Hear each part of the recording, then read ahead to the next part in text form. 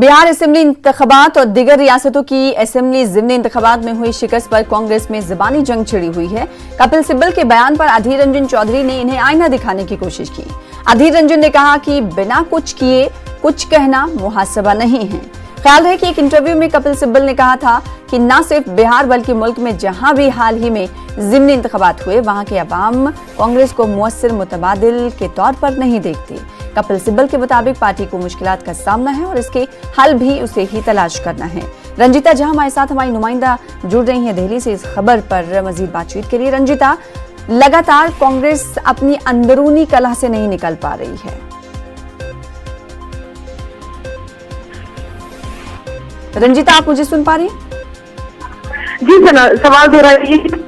लगातार जो हम देख रहे हैं, कपिल सिब्बल ने पहले बात कही, फिर उसके बाद चार जानिब से दबे लफ्जों में और खुले लफ्जों में उनको कहीं ना कहीं आईना दिखाया जाने लगा। अब अधीर रंजन उसी कड़ी में एक नया नाम जुड़ गए हैं। निश्चित तौर पर सना, जिस तरह से बिहार में महागठबंधन हुई उसका ठीकरा था आगे वो कांग्रेस पर थोप रही है और उसके बाद बयानबाजियों का दौर शुरू हो गया है कांग्रेस पार्टी में। जो है वो जिम्मेदार ठहरा रहे हैं।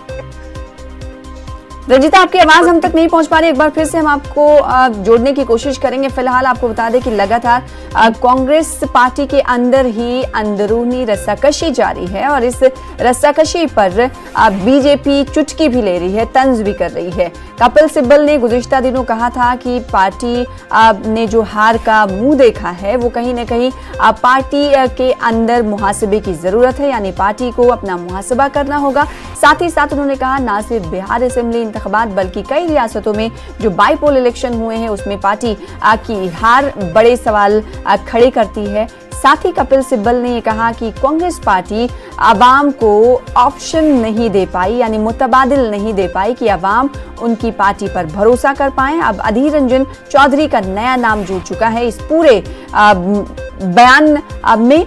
अधीर रंजन चौधरी ने कपिल सिब्बल को आईना दिखाया है। उन्होंने कहा है कि बगैर कुछ किए मुहासबा नहीं कहा जा सकता। हमारे साथ एक बार फिर से जुड़ी रंजिता झा। रंजिता, बताइएगा क्या कुछ कह रही थी आप? कर लो